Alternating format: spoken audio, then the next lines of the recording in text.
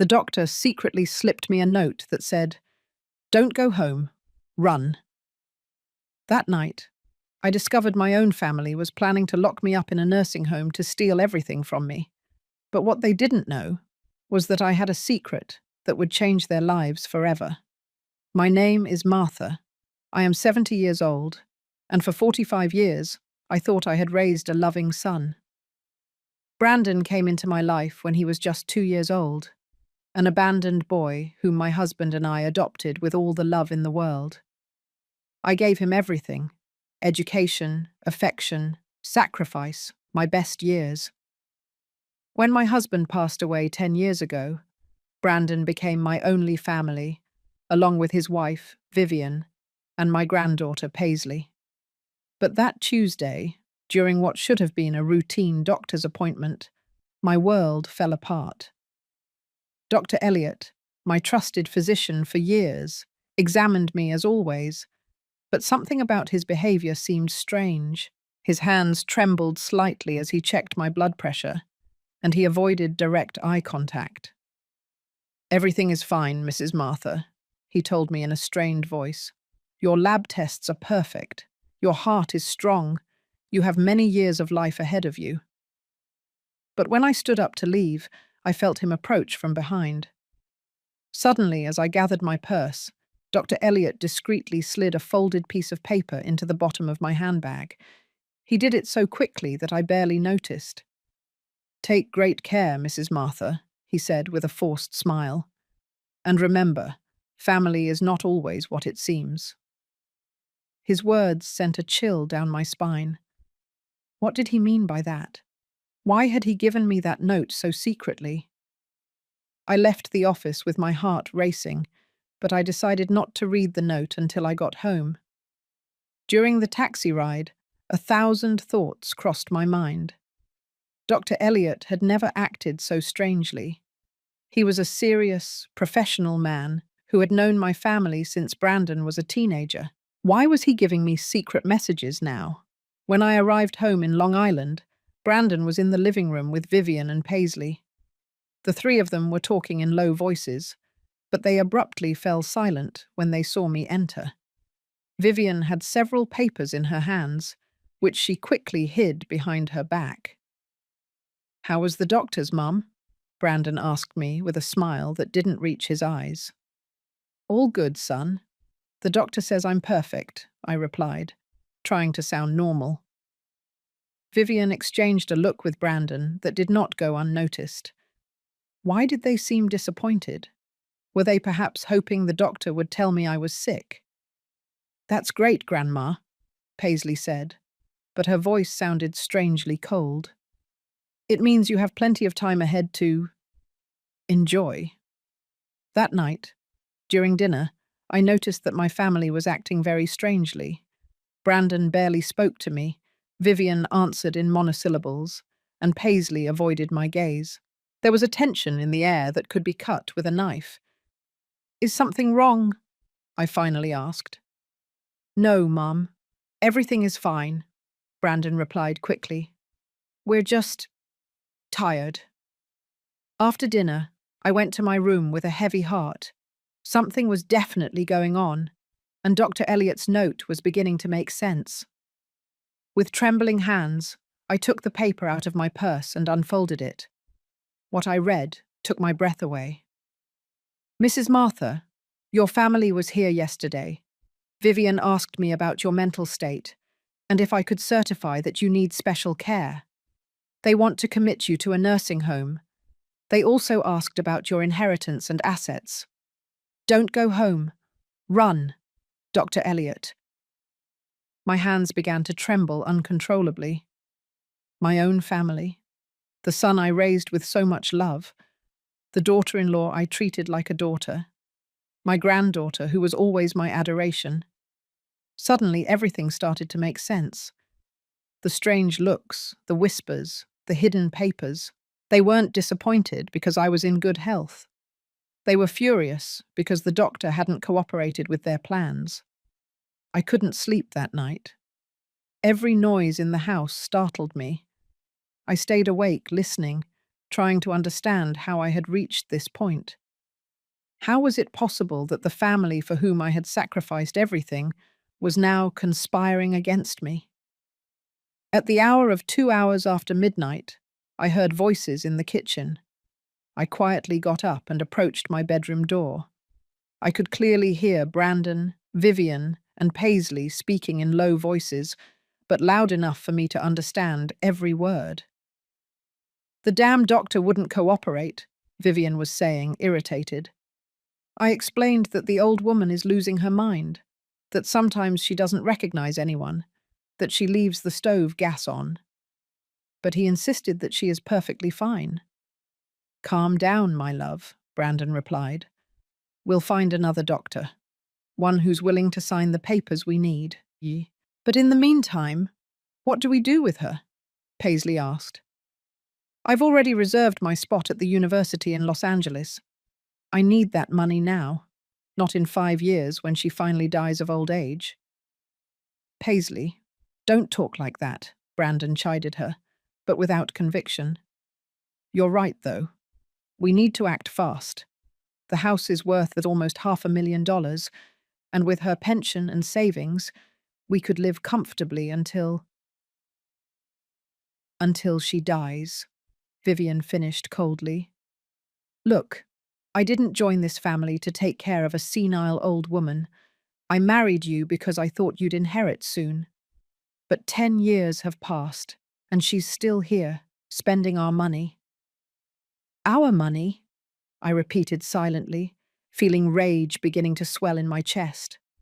"All my money, earned with the sweat of my brow and that of my late husband, they saw as theirs." "Tomorrow I'm going to talk to the lawyer," Brandon continued. "I'm going to ask him if we can declare her incompetent without needing a doctor. There must be some way." "And if that doesn't work," Vivian added, "we can always make her life impossible until she decides to go to a home herself. Take away the television, stop cooking for her, treat her like what she is, a burden." "Mum, don't be so cruel," Paisley said, but then added, "Although the truth is, I'm tired of pretending I love her. She's always there, getting into our conversations, asking why we're late. She's unbearable." My legs began to tremble. I leaned against the wall, feeling the world crumble around me. These were the people for whom I had worked 18 hours a day when Brandon was little, for whom I had given up my dreams, my friendships, my own life. "Remember when I turned 15? Paisley continued. "She bought me that awful red dress and made me wear it. All my friends made fun of me. Since that day, I swore that I would get even someday. And what annoys me the most," Vivian added, "is that she's always bragging about what a good mother she was. Everything she sacrificed for Brandon, as if she were a saint. But the truth is, she adopted him because she couldn't have children of her own. She used him to fill her emptiness." "That's enough," Brandon said, but his voice sounded tired, not indignant. "Look, in 1 week, I'm going to talk to her. I'm going to tell her that we found a really nice facility, that it will be better for her to be with people her own age, and if she refuses, we'll use Plan B." "What's Plan B?" Paisley asked. "We drive her genuinely crazy," Brandon replied coldly. "We switch her medications, hide her things, tell her she did things she didn't do. In 1 month, any doctor will certify that she's demented." The horror of their words hit me like a punch. Not only did they want to rob me, they wanted to destroy my mind, my dignity, my sanity. They wanted to turn me into what they claimed I already was. "That's perfect," Vivian said excitedly. "And once she's committed, we'll have access to all her accounts. We can sell the house, collect her pension, dispose of everything without anyone bothering us." "Exactly," Brandon confirmed. "And the best part is that no one will suspect a thing. To the outside world, we're the perfect family lovingly caring for the sick grandmother." They laughed. All three of them laughed as if they had told the best joke in the world. They laughed at me, at my naivety, at my unconditional love for them. In that moment, something broke inside me. It wasn't my heart. That was already shattered since I read Dr. Eliot's note. What broke was my blind faith in goodness, my belief that love is always returned, my conviction that family is sacred. Early tomorrow, I'm going to make photocopies of all her credit cards, Vivian whispered. That way we can gradually spend without her noticing. Great, Brandon approved. And I'm going to review all her papers. There must be a will out there that we can modify. Modify how? Paisley asked. Let's just say Grandma, in her mental confusion, decided to leave everything to us because we're the only ones who cared for her, Brandon explained with a smile in his voice. Dad, you're a genius, Paisley said admiringly. But we have to be careful. If anyone suspects anything— No one is going to suspect anything, Vivian reassured her. She doesn't have friends. She doesn't have family besides us. She's a lonely old woman who is completely dependent on us. Who is going to defend her? They were right. I didn't have close friends. I had lost touch with most of them when I dedicated myself completely to taking care of Brandon. I didn't have siblings. My parents had died years ago. I was completely vulnerable. But what they didn't know, what they had never bothered to find out, was that I had a secret that would completely change the balance of power in this situation. When my husband passed away, he left me more than love and memories. He left me an inheritance that I had kept hidden all these years. $2 million in a Swiss bank account that only I knew about, plus 3 properties abroad that I had bought as investments. I never told Brandon because I wanted to be sure he loved me for who I was, not for what I had. I wanted him to build his own life, to be independent.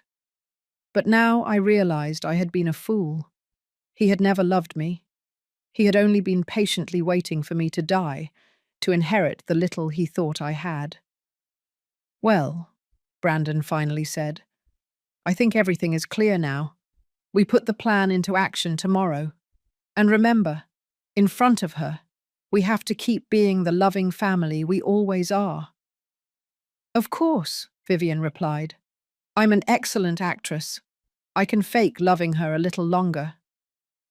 I heard their footsteps fade as they walked toward their rooms. I stayed there, paralyzed, with Dr. Eliot's note clenched in my hand. He was right. I had to run. But I wasn't going to run like a frightened victim. I was going to run like a woman who had just awakened from a 45-year dream. I was going to run to plot the most perfect revenge they could imagine. I spent the rest of the night planning. I didn't sleep for a minute, but for the first time in months, I felt completely awake. I knew I had to act fast and smart. They had underestimated the senile old woman, but they would soon discover that they had awakened the wrong woman. At the hour of 5 hours after midnight, when I was sure everyone was asleep, I quietly took out my smallest suitcase and packed only the essentials.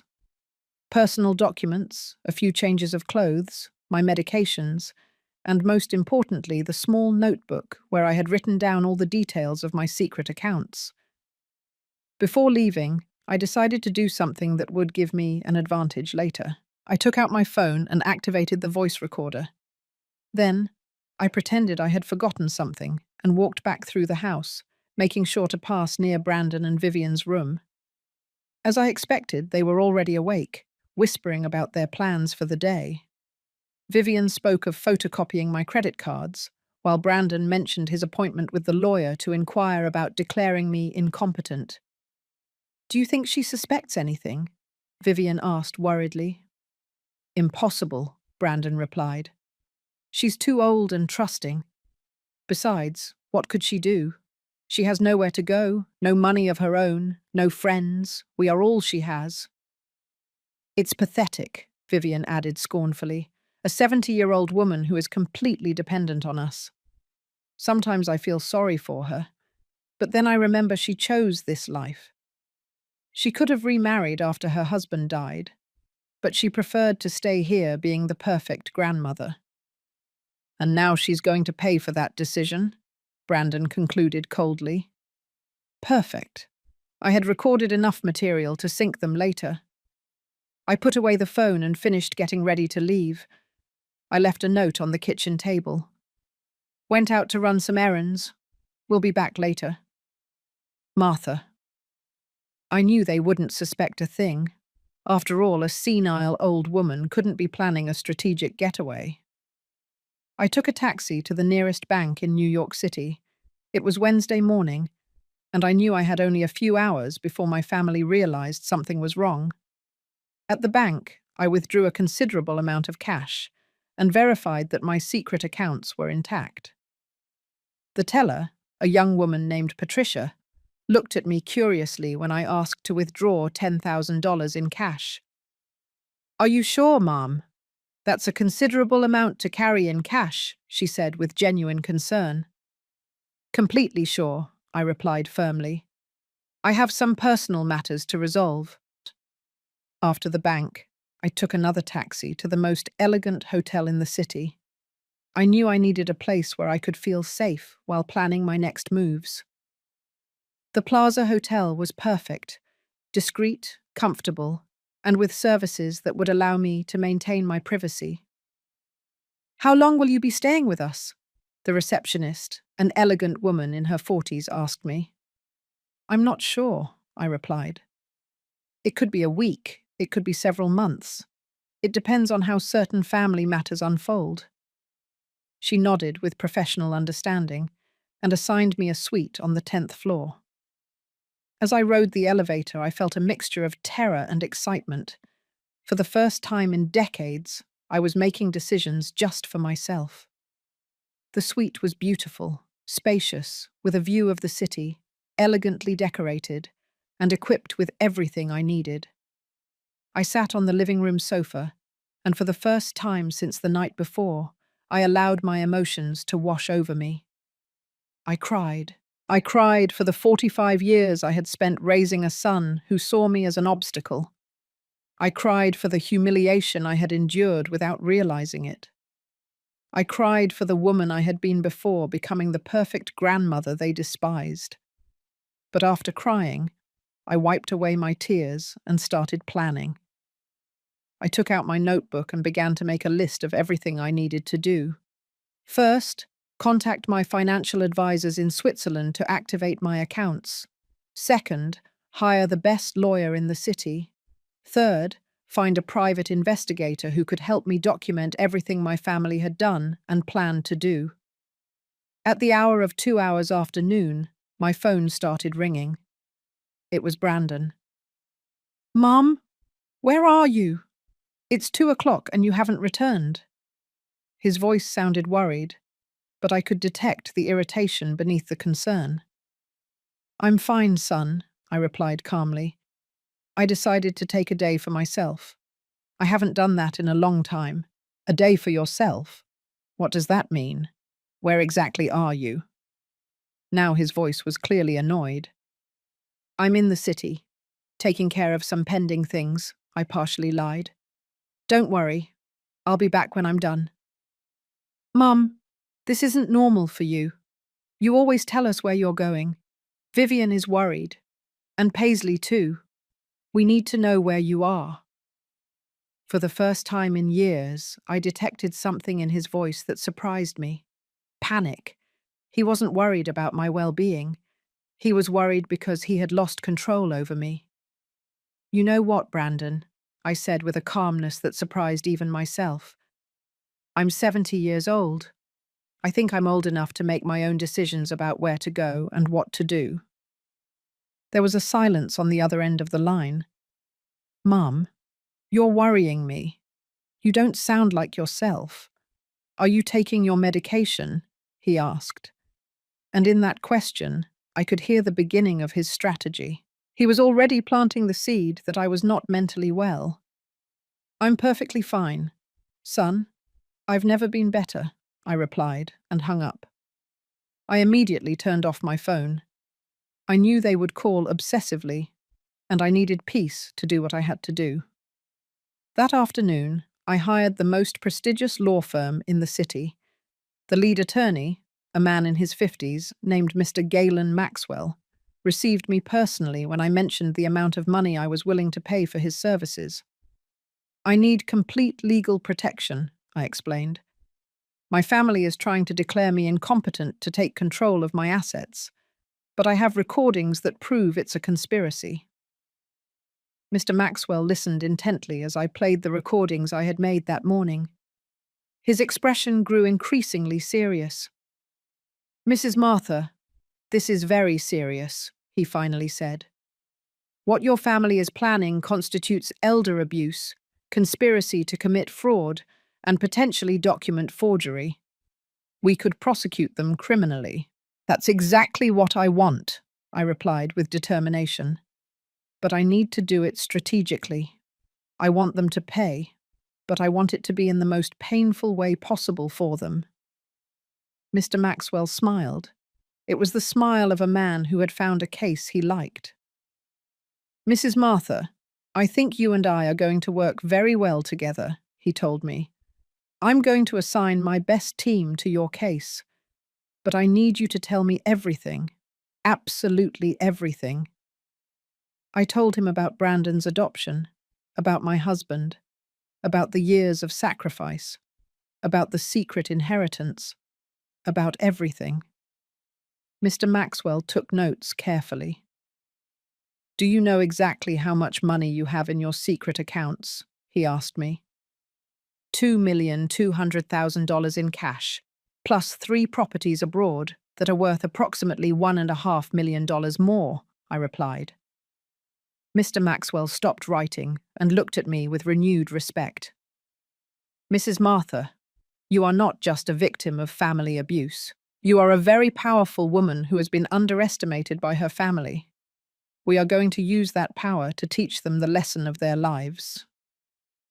For the first time in days, I smiled genuinely. The war had begun, but now I had the right weapons. That night, from the comfort of my hotel suite, I turned on my phone to check my messages. I had 37 missed calls from Brandon, 15 from Vivian, and 8 from Paisley. The text messages were increasingly desperate. "Mum, please answer. We are very worried. Martha, if you don't respond, we're going to call the police. Grandma, where are you? Dad says you're going to get into trouble."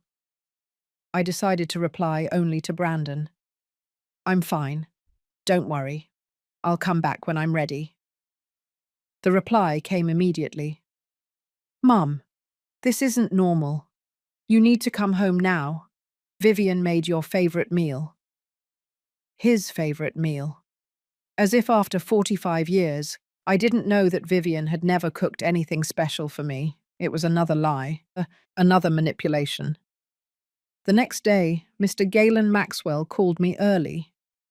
"Mrs. Martha, I have interesting news.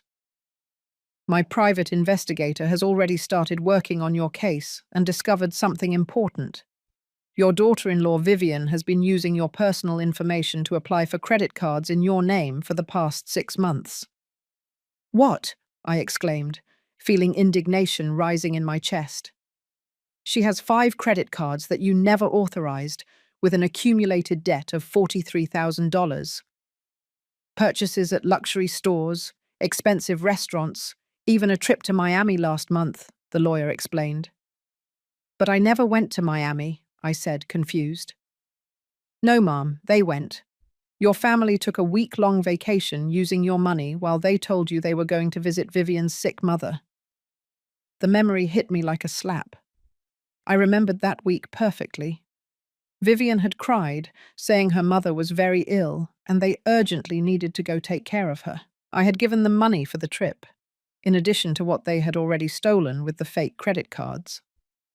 "Mr. Maxwell, what else did your investigator discover?" I asked, fearing the answer. "Your son Brandon lost his job 8 months ago, but he never told you. He has been living off your savings and pension.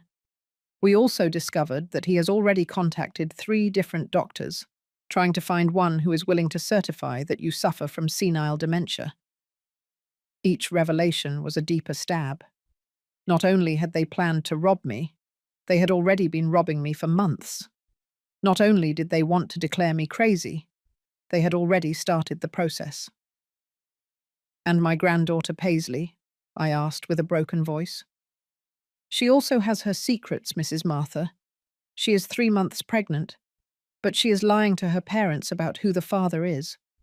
Apparently, the real father is a married man of 50 who promised to leave his wife but now wants nothing to do with the baby." "Oh my God," I whispered. My granddaughter, the girl I had helped raise, was involved in a scandal that could destroy her future. "There's more," Mr. Maxwell continued.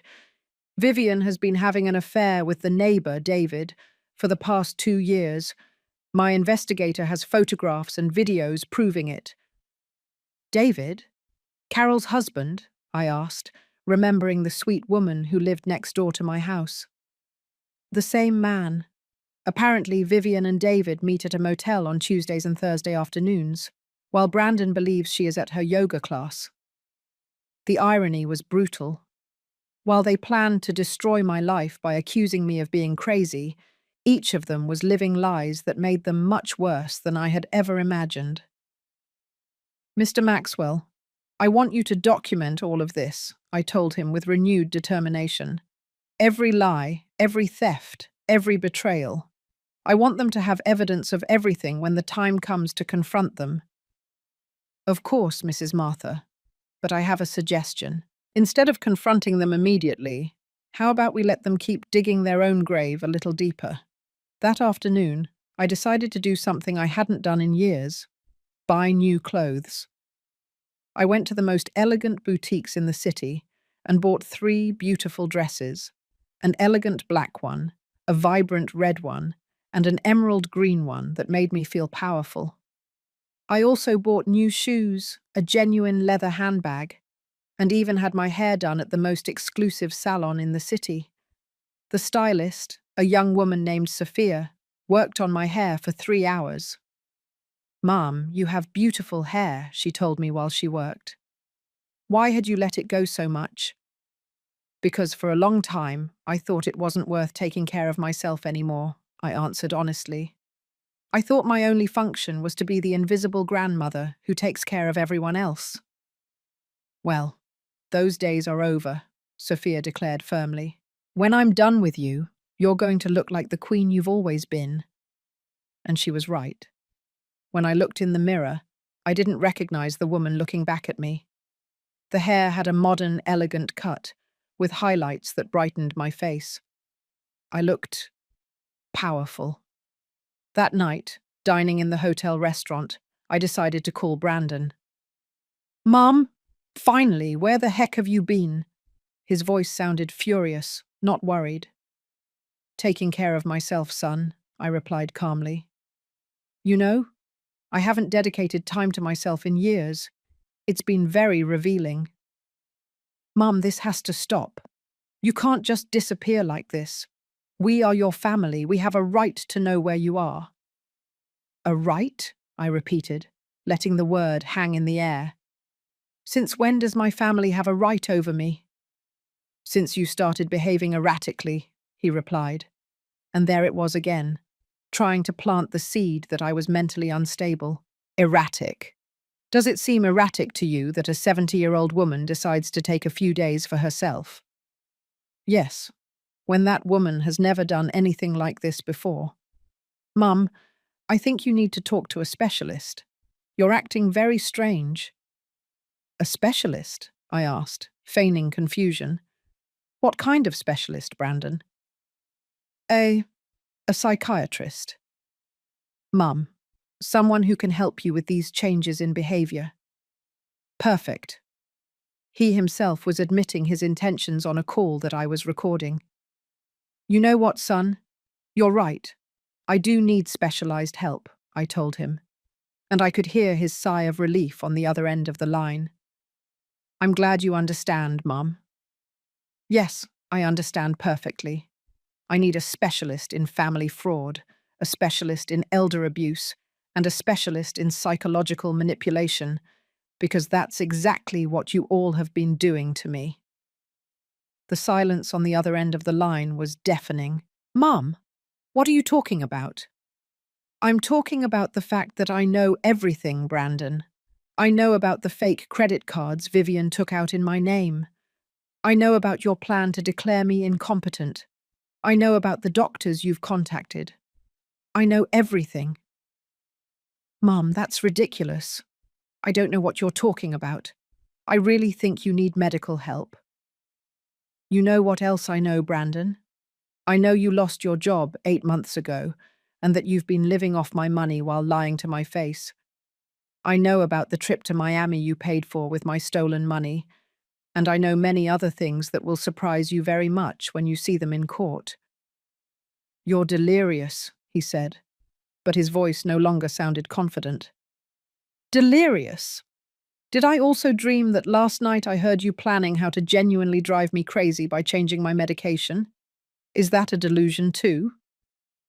This time the silence was even longer. "Mum, come home. We can talk about this as a family." "No, Brandon.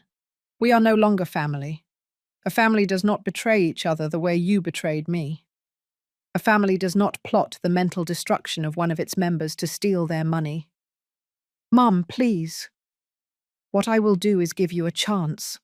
A single chance to confess everything, genuinely apologize, and return every penny you have stolen from me.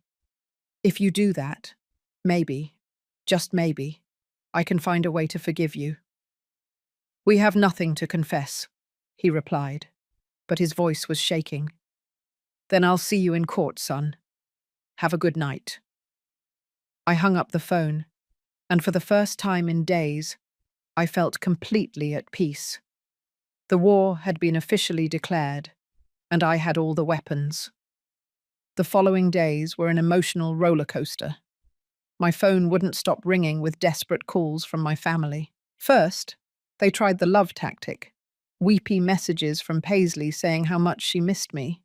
Choked-up voices from Vivian asking for forgiveness for any misunderstanding, and pleas from Brandon begging me to come home to clear things up. When that strategy didn't work, they switched to fear and intimidation. Brandon left me a voicemail that said, "Mum, if you don't return immediately, we are going to have to take legal action to protect you from yourself. Your erratic behavior is forcing us to consider legal guardianship." But Mr. Galen Maxwell had prepared me for this. "Mrs. Martha, let them file the petition for guardianship," he advised me during one of our meetings. "It will be the best evidence we could have of their true intentions. Besides, we already have 3 independent psychiatrists who have certified that you are in perfect mental condition." Meanwhile, my private investigator had been very busy. Every day I received new reports that left me more surprised than I thought possible.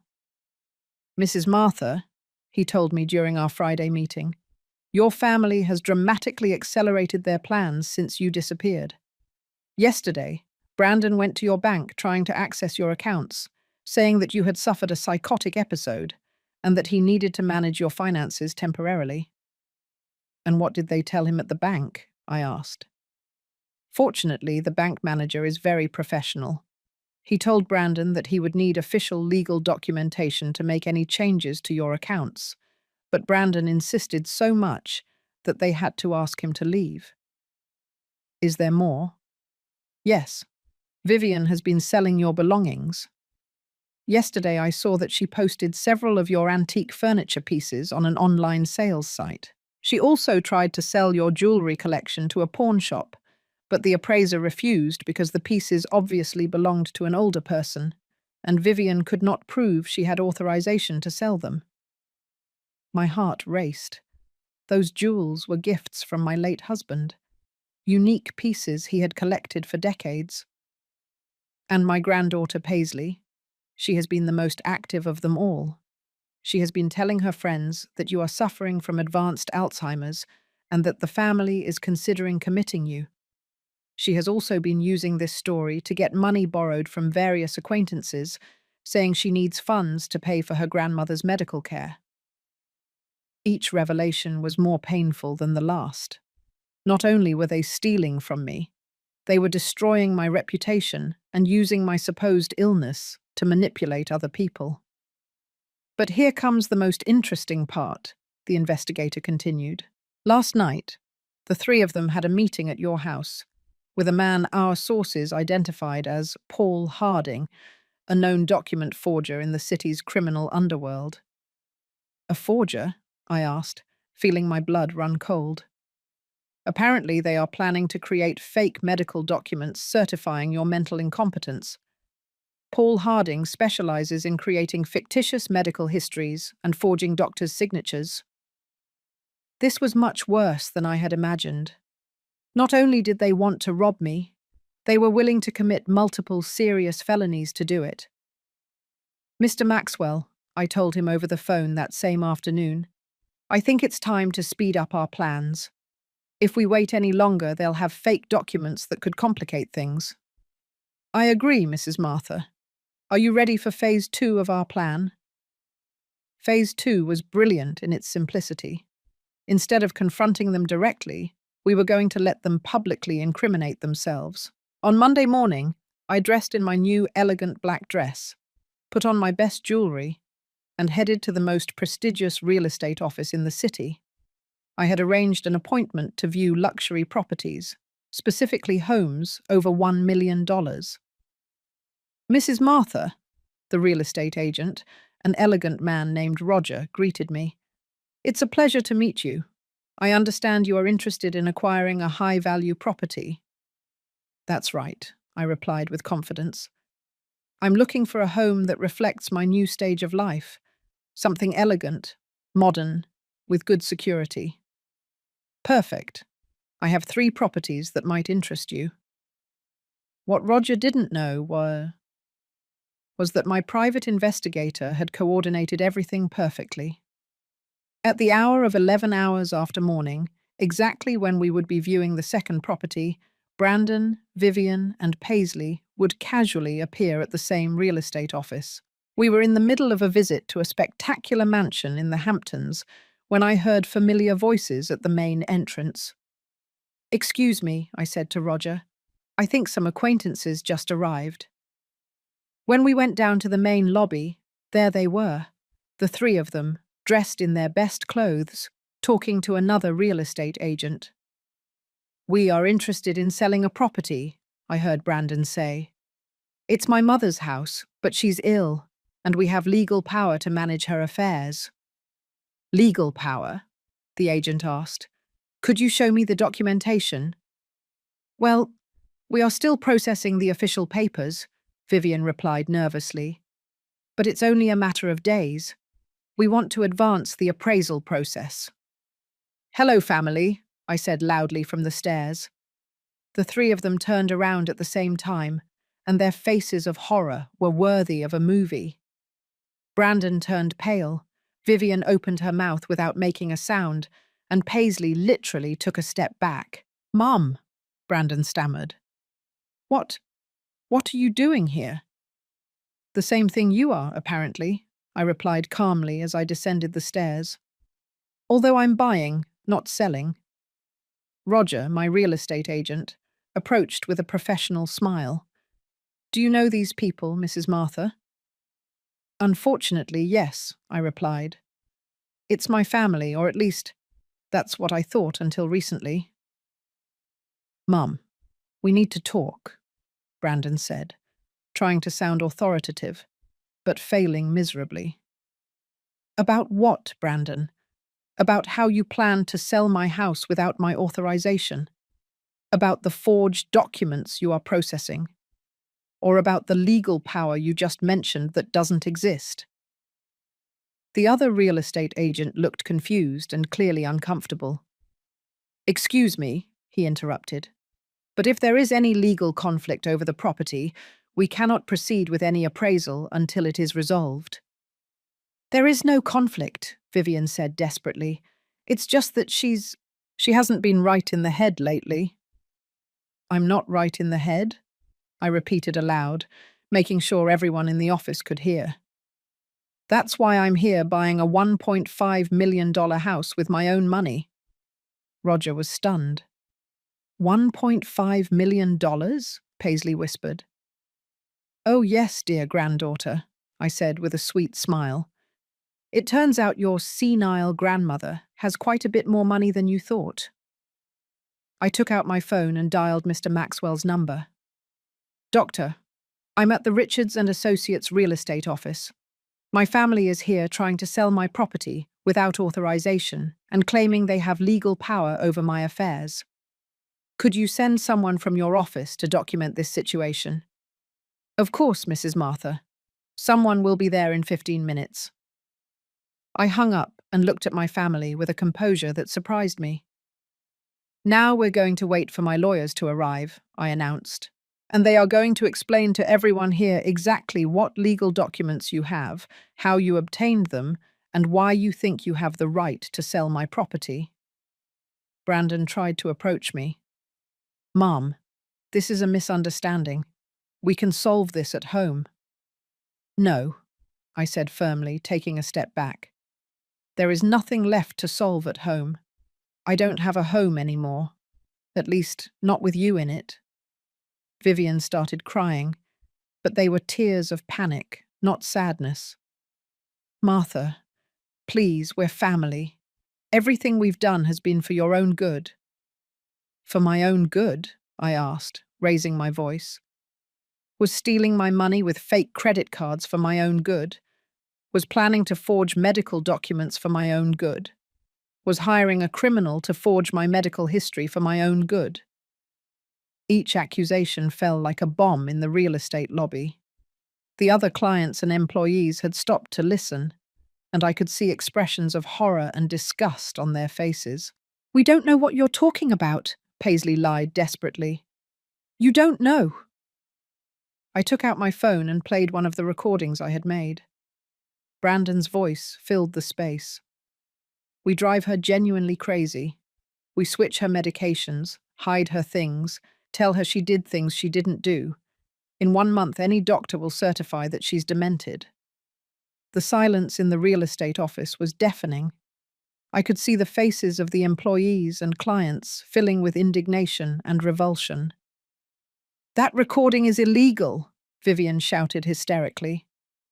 Not in this state, I replied calmly. And definitely not when it's recorded to prevent a crime that is being planned. At that moment, 2 lawyers from Mr. Maxwell's firm arrived, along with a notary public. Mrs. Martha, we are from the Maxwell and Associates firm. We understand there are some people here who claim to have legal authority over your affairs. That's right, I replied. I would like you to officially document that these 3 people have absolutely no legal power over me, my properties, or my finances, and that any attempt to exercise such authority constitutes fraud. One of the lawyers addressed Brandon. Sir, could you show me the documentation that supports your authority to sell Mrs. Martha's property? Brandon opened and closed his mouth like a fish out of water. We are in the process of... That is to say, you have no documentation, I declared, because you have no authority. What you do have is a criminal plan to steal everything I own. The public humiliation in the real estate office was just the beginning. When we left the building, my family followed me into the street, alternately shouting and pleading. Mom, wait, Brandon shouted. We can fix this. It's all been a terrible misunderstanding. Grandma, please, Paisley cried. I love you. You can't do this to us. Vivian, for her part, had completely changed her strategy. She was no longer feigning love or concern. You're a bitter old woman, she screamed at me as I got into my taxi. You've used all of us all these years. Brandon gave you the best years of his life, and this is how you repay him. The best years of his life? I turned to her from the taxi window. Are you referring to the years when I worked 18 hours a day to support him? The years when I gave up my career, my friends, my social life to raise him? Those years. You chose to adopt him. Vivian retorted with venom in her voice. No one forced you, and now you expect us to owe you eternal gratitude. I don't expect you to owe me gratitude, I replied with deadly calm. I just expect you not to steal from me, not to betray me, and not to plot to drive me insane to keep my money. Apparently that was too much to ask. I told the taxi driver to drive off, leaving my family shouting on the curb. That afternoon, Mr. Maxwell summoned me to his office for an urgent meeting. Mrs. Martha, I have extraordinary news, he told me with a smile I hadn't seen before. Your family made a critical mistake after the incident at the real estate office. What kind of mistake? In his desperation, Brandon went directly to the document forger, Paul Harding, and paid him $50,000 up front to speed up the creation of your fake medical documents. $50,000? Where did they get that much money? From the credit cards they took out in your name, and apparently Vivian sold her car. But here's the best part. Paul Harding is an FBI informant. He has been collaborating with authorities for the past 6 months to dismantle a document fraud network. I was speechless for a moment. Do you mean that your family is not only being investigated for family fraud, but they are now under federal investigation for conspiracy to commit medical document fraud? The FBI has audio and video recordings of the entire transaction. That night, from my hotel suite, I decided to do something I had been putting off. Confront each member of my family individually, but not face to face. I had something much more powerful in mind. I opened my laptop and created an account on the most popular live streaming platform in the country. My title was simple but effective: A Grandmother Tells the Truth About Her Family. At the hour of 8 hours after evening, I began my first live broadcast. At first, there were only 3 viewers, but to my surprise, the number began to grow rapidly. Good evening, I began, looking directly at the camera. My name is Martha. I'm 70 years old, and tonight I'm going to tell you a story that will change the way you see perfect families. In 20 minutes, I had over 500 viewers. By the end of the hour, there were over 3,000. I told them everything. From Brandon's adoption to Dr. Elliott's secret note, from the fraudulent credit cards to the plans to drive me crazy. I played the recordings, showed the documents I had collected, and explained every betrayal in precise detail. The live comments were overwhelmingly supportive. What a horrible family. Mrs. Martha, you are a warrior. Sue them. Let them pay for everything. My grandmother went through something similar. Thank you for being brave. But what really changed everything was when, halfway through my broadcast, I received a live call. It was Paisley. Grandma, please turn off that broadcast, she pleaded. You're ruining our lives. I'm ruining your lives, I repeated so all the viewers could hear. Don't you think you ruined mine first? Grandma, everyone is watching us. My friends, my teachers, the whole school. I can't even leave the house. And how do you think I would feel if I had been committed to a nursing home against my will, declared mentally incompetent, and robbed of all my money? That was never going to happen. We were exploring options. Exploring options, I yelled, losing the composure I had maintained for days for the first time. Paisley, I raised you since you were a baby. I changed your diapers, took you to school, took care of you when you were sick, and you were there, smiling, while your parents planned to destroy me. The silence on the other end of the line was deafening, but the live comments exploded. Tell her the truth. This girl is shameless. Mrs. Martha, don't let yourself be manipulated. Grandma, Paisley finally said with a broken voice, I need money for college and for other things. I thought you thought I what, Paisley? You thought I was your personal bank? You thought you could collaborate in a plan to drive me crazy and then use my money to pay for your studies. It's not like that. Then how is it? Explain it to the 4,000 people watching us right now. Explain to them why you told your friends you needed to borrow money to pay for my medical care when I was perfectly fine. Another silence. Then, barely audible. How do you know that? Because I'm not the senile old woman you think I am. I know everything, Paisley. Everything. Including things about you that your parents don't know. What? What things? Things that could ruin your future much more than this broadcast could. She hung up immediately, but the damage was done. The viewers had heard my granddaughter implicitly admit that she knew about the plans against me. 5 minutes later, my phone rang again. This time it was Brandon, and he sounded absolutely furious. "Mom, turn off that damn broadcast right now," he roared. "Hello, Brandon," I said sweetly. "Do you want to talk to the 5,000 people watching us? This is defamation. I'm going to sue you for slander." "Slander? Is it slander to play audio recordings where you plan to drive me crazy? Is it slander to show bank statements that prove you've been robbing me for months? Those recordings are illegal."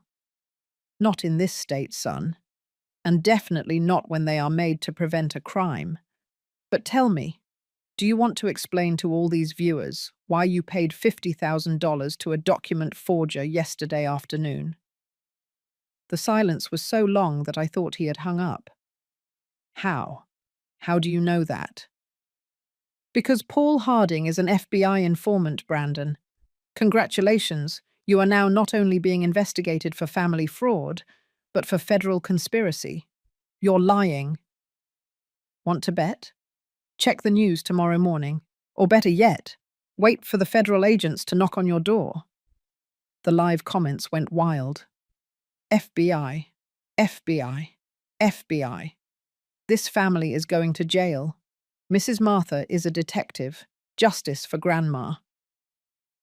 "Mum," Brandon said with a broken voice, completely different from the fury before. "Please stop this. We can still fix it. We are family." "No, Brandon," I replied with genuine sadness. "A family doesn't betray. A family doesn't steal. A family doesn't plot the mental destruction of one of its members. What you are is not a family. It's a criminal organization that shares a last name. We gave you 45 years of our lives." "You gave me? I gave you 45 years of mine. I gave up everything for you. And you? You were just waiting for me to die to inherit what you thought I had?" "We need that money, Mum. We have debts, problems. And that's why you decided to drive me crazy. That's why you decided to rob me. That's why you decided to destroy the last years of my life." It wasn't personal. Those 3 words hung in the air like a death sentence. It wasn't personal. 45 years of love, sacrifice, and dedication. And for him, it wasn't personal. "You're right, Brandon," I finally said. "It wasn't personal for you. And from now on, it won't be personal for me either. I'll see you in court." I hung up and looked at the camera. "And that, dear viewers, was my family," I said with a sad smile. "I'll continue with this story tomorrow. Good night." I ended the broadcast with over 7,000 viewers and hundreds of messages of support. For the first time in weeks, I went to sleep feeling like I wasn't alone in this battle. The next morning, I woke up to my phone exploding with notifications. My live stream had gone viral. I had thousands of messages of support, hundreds of interview requests from media outlets, and surprisingly, dozens of messages from seniors who had gone through similar situations.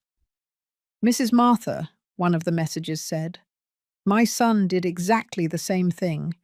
Thank you for being brave and telling your story. You have inspired me to take action." Another said, "I'm a lawyer specializing in elder abuse. Your case is textbook. If you need additional help, I'm at your disposal at no cost. But the message that impacted me the most was from a woman named Eleanor. Mrs. Martha, I am a social worker.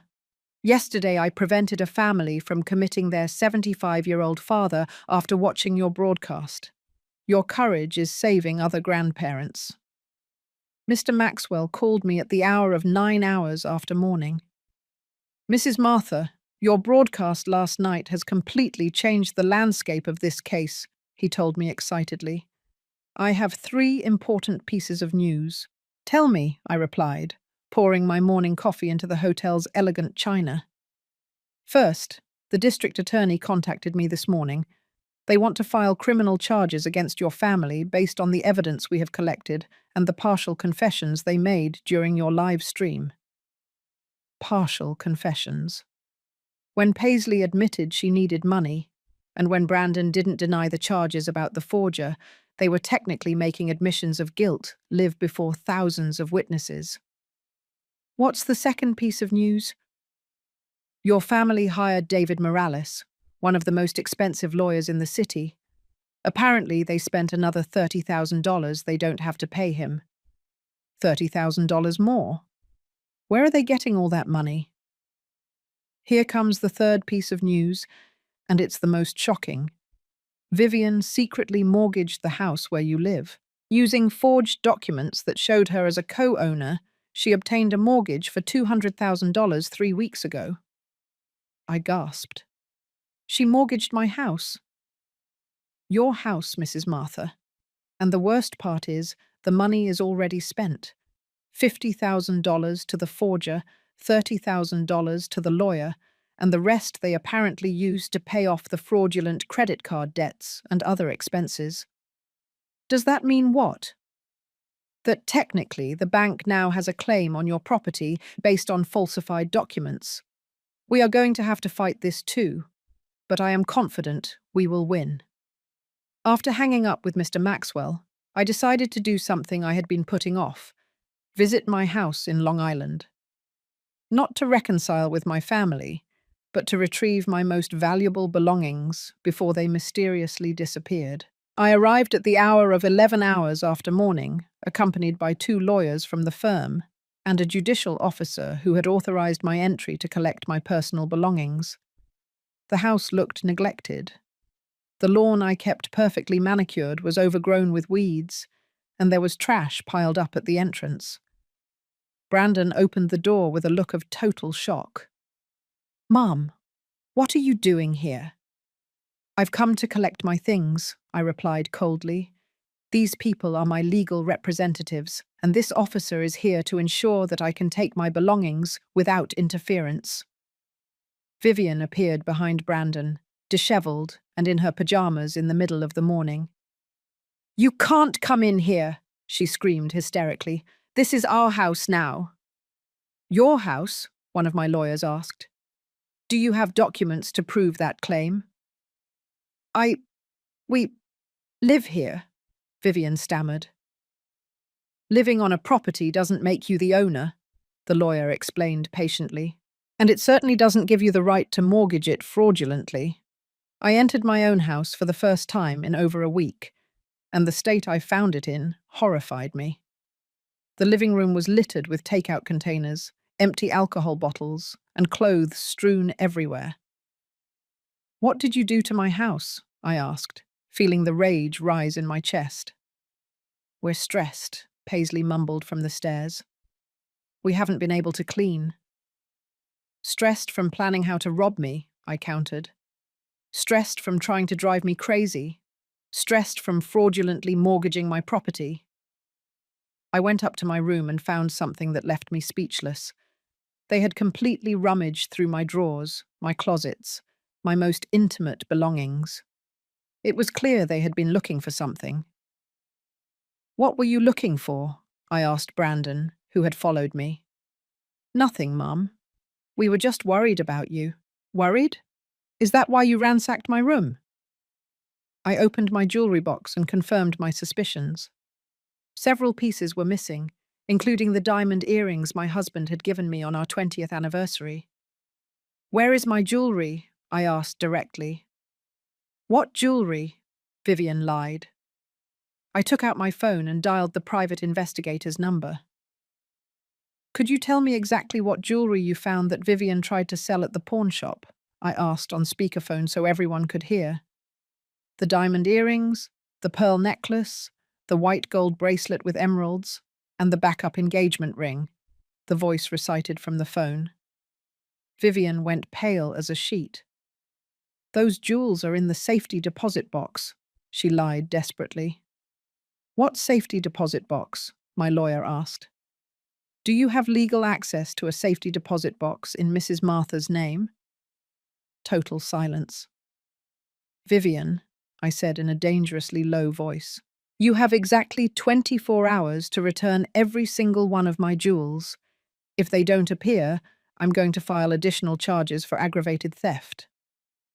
While I packed my most important belongings, I could hear my family desperately whispering in the kitchen.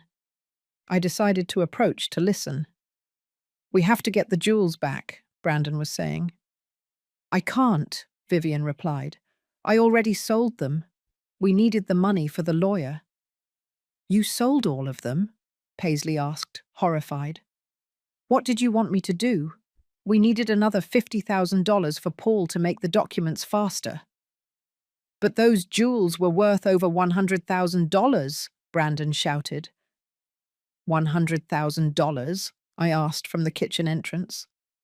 The three of them turned around as if they had seen a ghost.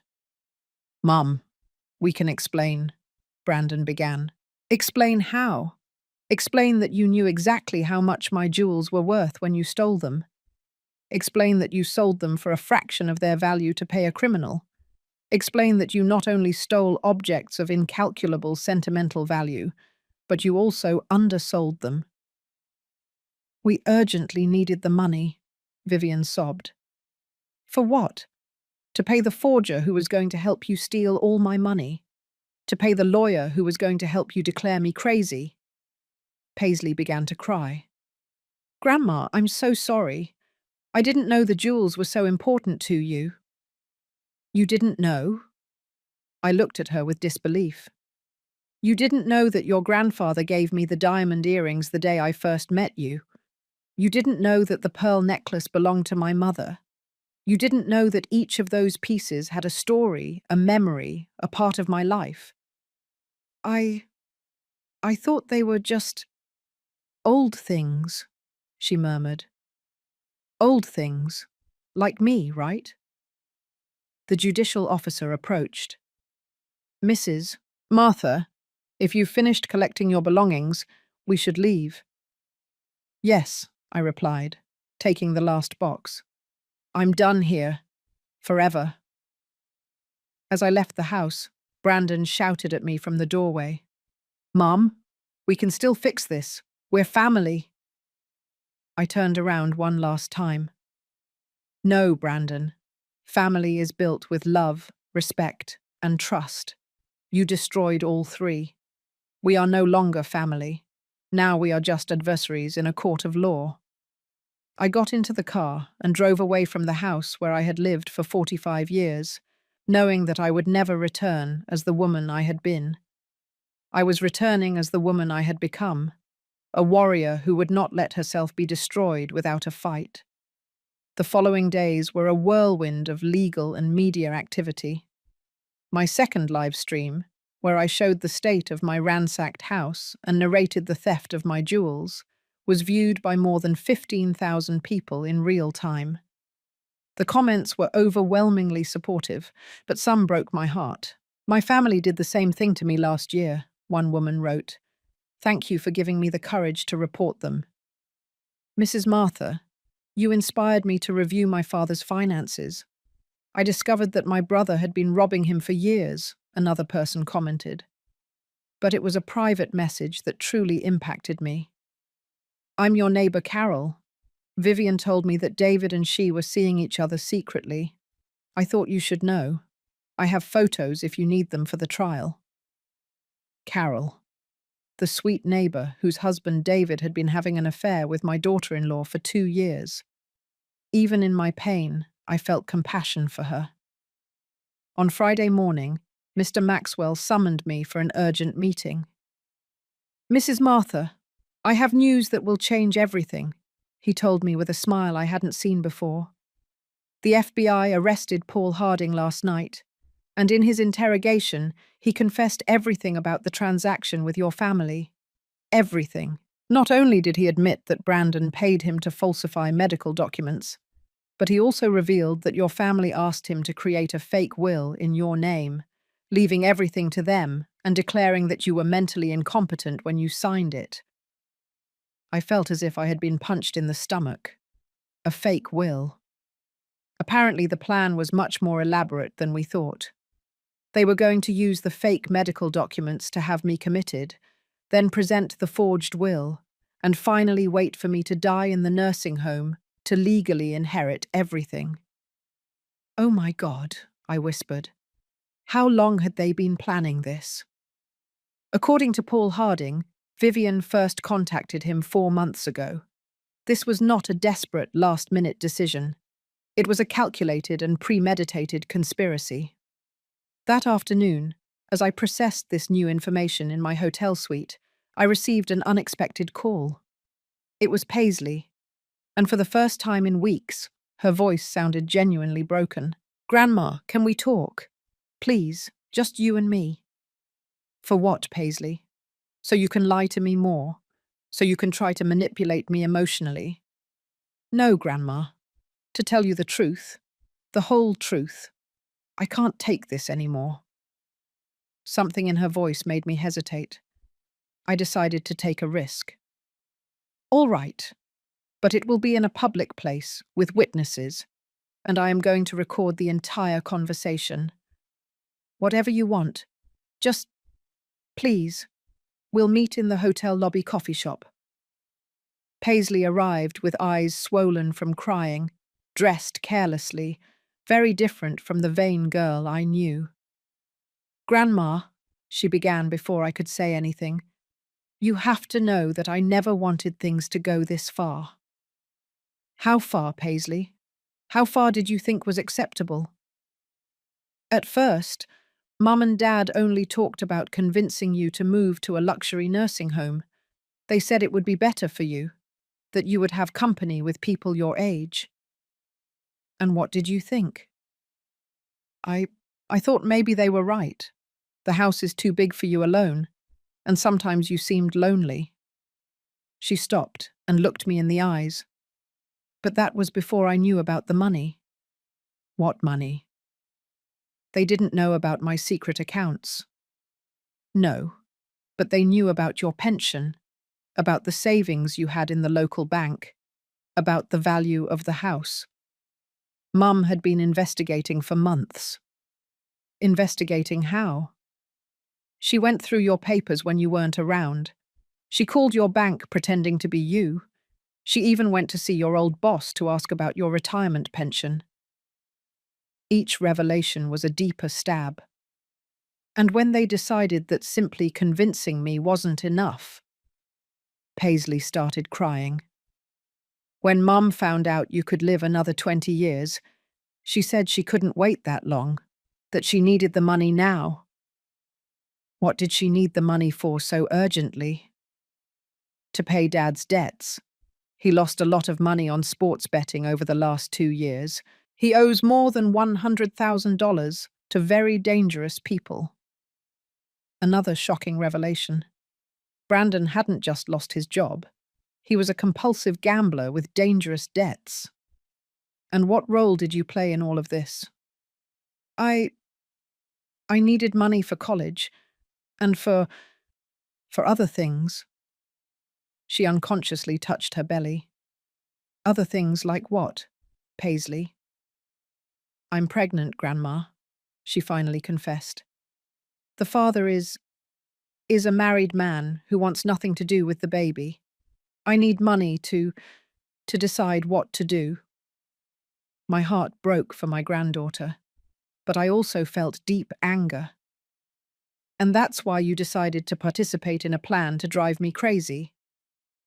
"I didn't know they wanted to drive you crazy," she cried out, drawing glances from other coffee shop patrons. I thought they only wanted a doctor to say you needed special care. What's the difference, Paisley? I don't know. I guess there isn't a difference. She cried silently for a few minutes. Grandma, when you left home, everything fell apart. Mum and Dad do nothing but fight. Mum says it's all Dad's fault for gambling. Dad says it's all Mum's fault for being too ambitious. And I'm in the middle, pregnant and terrified. And now what do you want from me?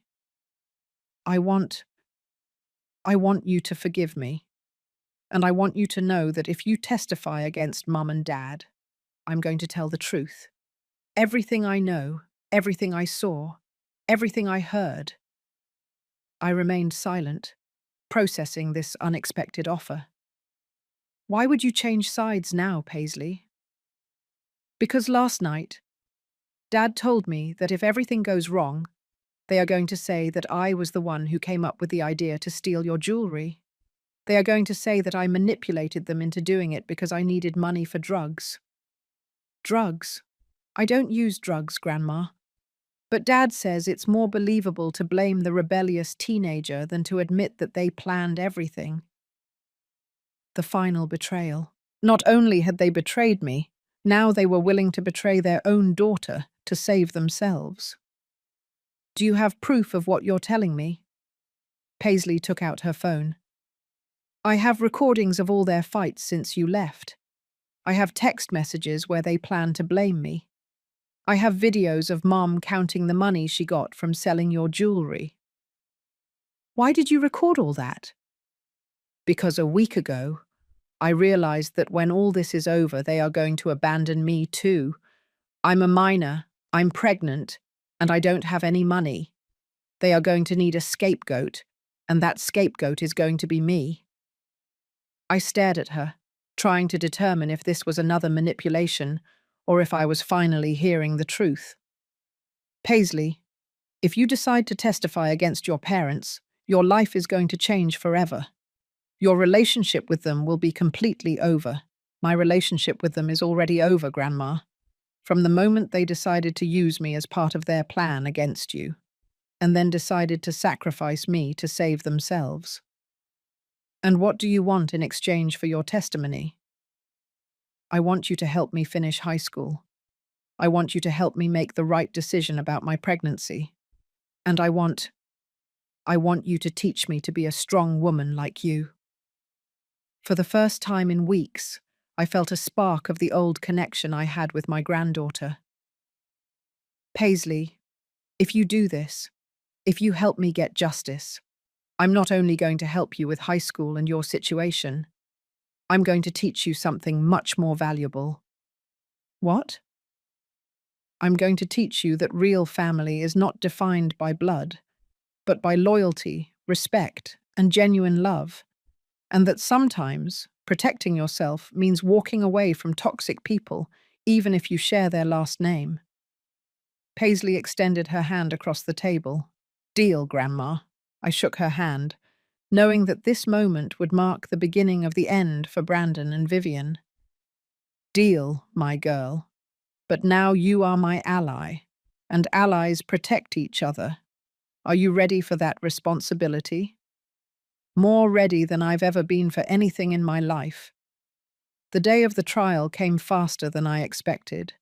In 3 weeks, Mr. Maxwell had built a case so solid that even my family's expensive lawyer recommended they plead guilty to negotiate a lesser sentence. But Brandon and Vivian refused. They wanted to take the case to trial, convinced that they could manipulate the jury with the image of the loving family caring for the confused grandmother. The day the trial began, I arrived at the courthouse dressed in my most elegant black suit, accompanied by Paisley, who had decided to move in with me at the hotel for the duration of the legal process. Are you nervous, Grandma? She asked me as we climbed the courthouse steps. No, my girl, I replied calmly. I am at peace.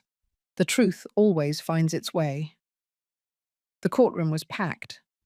My story had become national news after several media outlets covered my live streams.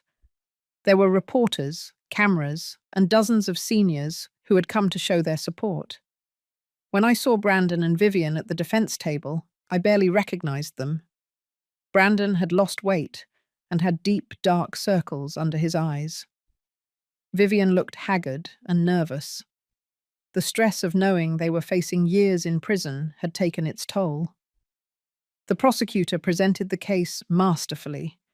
He showed the audio recordings where they planned to drive me crazy. He presented the evidence of the credit card fraud. He explained the conspiracy with the document forger. And finally, he showed the proof of the fraudulent mortgage on my house. But the most impactful moment came when Paisley took the stand as a witness for the prosecution. "Miss Paisley," the prosecutor asked her, "can you tell us what you heard when your parents discussed the plans for your grandmother?" With a firm, clear voice, Paisley narrated every conversation, every plan, every betrayal. She described how they had planned to switch my medications, how they had calculated how much money they would get from my death, and how they had decided to blame her if everything went wrong. When she finished testifying, the silence in the courtroom was deafening. I saw several jury members wiping tears from their eyes.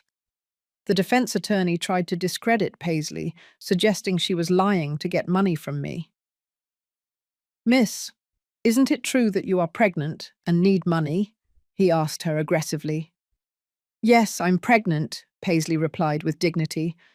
"And yes, I need help. But I am not lying to get it. I am telling the truth because it is the right thing to do. And isn't it convenient that your grandmother promised to help you financially in exchange for your testimony?"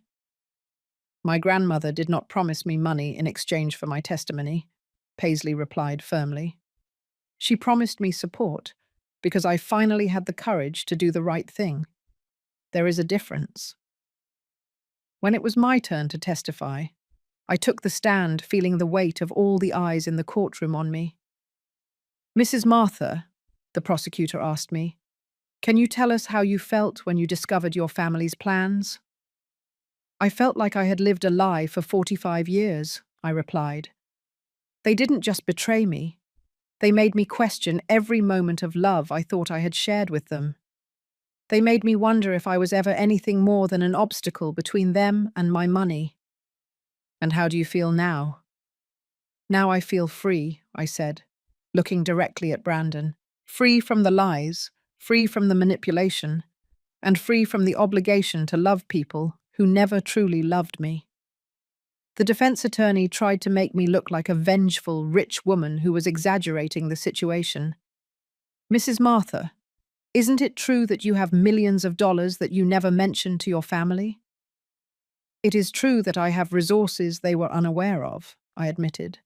"But those resources do not justify conspiring to drive me insane, stealing my identity, or forging legal documents." "Don't you think your family deserved to know about that money?" "Deserved? Why? For plotting my forced commitment, for robbing me for months, for betraying me in the cruelest way possible."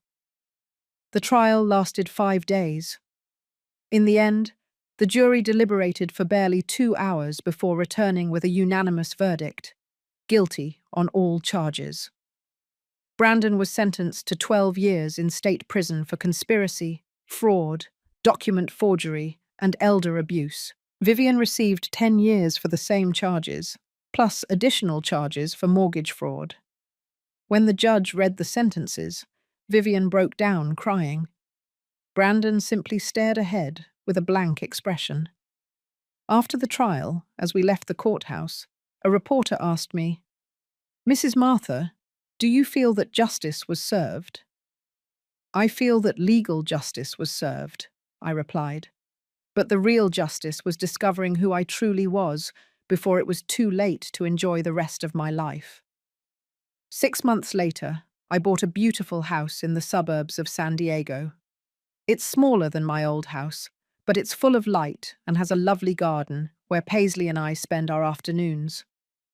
Paisley finished high school with honors and decided to keep the baby. She is now studying law, inspired by everything we went through together. She says she wants to specialize in protecting the elderly Grandma, she told me a few weeks ago as we worked in the garden, do you ever regret adopting Dad? I don't regret adopting him, I replied, gently stroking the flowers we had planted together. I only regret not having understood sooner that kindness should never be practiced at the expense of self-destruction. And what did you learn from all of this? I learned that real family is not defined by blood or shared years. It is defined by mutual respect, genuine loyalty, and unconditional love. I learned that it is better to be alone with dignity than accompanied by betrayal. And I learned that it is never too late to start over. Now, at 71 years old, I am living the fullest life I have ever had. I travel, I read, I have new friends, and above all, I have a genuine relationship with my granddaughter, who has become the daughter of my heart that I always wanted to have. Brandon and Vivian tried to contact me from prison several times, but their letters go straight into the trash unopened. Some doors, once closed, should never be opened again. Every night before I go to sleep, I give thanks for three things. For Dr. Elliot, who had the courage to warn me. For my own strength, which I didn't know I had. And for discovering that endings can also be beginnings if you have the courage to write your own story. Kindness is still important in my life, but now I practice it with wisdom. I help other seniors who face similar situations. I support Paisley in her studies, and I have created a foundation to prevent elder abuse. But more important than all of that, I finally learned to love myself as much as I loved others throughout my life. And that, dears, is the most valuable lesson of all.